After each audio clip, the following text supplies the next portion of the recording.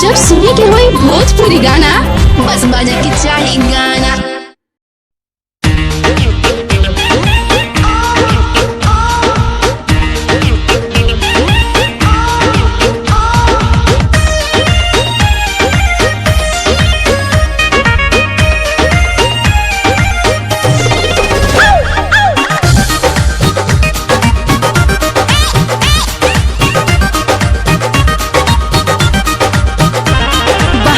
बलम जब आया मुझे नैहर से बुलवाया, बहरा से बलम जब आया मुझे नैहर से बुलवाया। धक्के कोरा में दहिया गरम कर दिया, तोरक दिया बुता के लिया कि छोड़ दिया पिया, रात दिया बुता के लिया कि छोड़ दिया पिया। चब चोरे लगा कब कब करे लगा यार रोजा रनिया हो रनिया हो।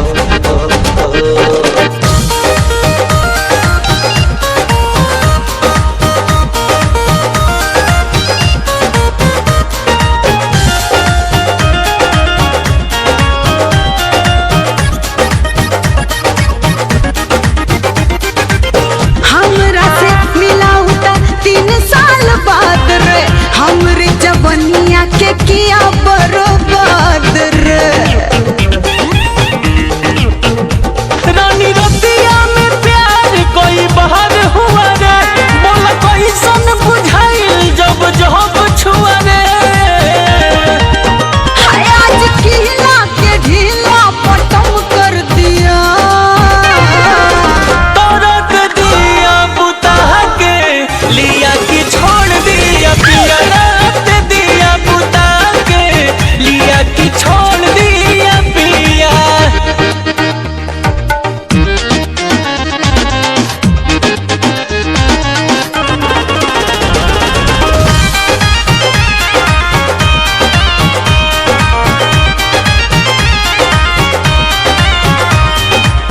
रोज रोज से जिया पर चढ़ेला जुनून रे, आज जाके मिला हमको असली सुकून रे। जब खुश रहती हो सब काम करके, कभी मिलेगा पिया को बदनाम करके।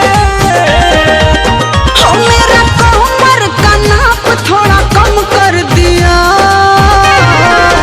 तोरक दिया बुता के लिया कि छोड़ दिया पिया, रात दिया बुता के लिया कि छोड़ दिया पिया।